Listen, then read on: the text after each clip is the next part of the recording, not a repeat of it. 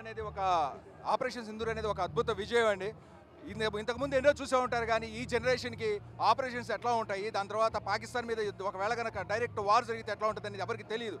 అటువంటిది ఒక ఇన్సిడెంట్ జరిగినటువంటి ఒక 2-3 రోజుల్లోనే మన ప్రభుత్వం స్పందించిన తీరు అద్భుతంగా జరిగింది. దానికి ఎటువంటి పేరు కూడా ఆపరేషన్ సింధూర్ అనే పేరు కూడా ఇచ్చి అందరిలో ఒక స్ఫూర్తి తీసుకొచ్చారు. అందరినీ మొత్తం దేశానంతటికి ఒక తాటి మీద తీసుకొచ్చింది మన భారతదేశ ప్రభుత్వం. దీనికి భారత ప్రభుత్వానికి వేలాది కృతజ్ఞతలు తెలియజేసుకుంటాం. అట్లానే ఆపరేషన్ సింధూర్ని లీడ్ చేసిన విధానం కూడా చాలా అద్భుతంగా ఉంది.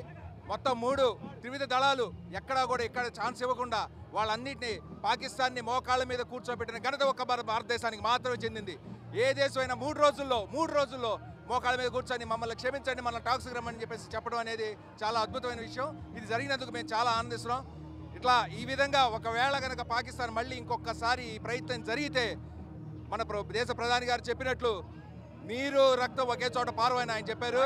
తప్పకుండా ఆయన ఇచ్చిన పిలుపు మేరకు భారతదేశాన్ని కాపాడుకుంటాం. మా మాజీ సైనికులందరూ కలిసికట్టుగా ముందుకు వస్తామని చెప్పేసి కూడా ఈ సందర్భంగా తెలియజేసుకున్నాను. వందే వందే.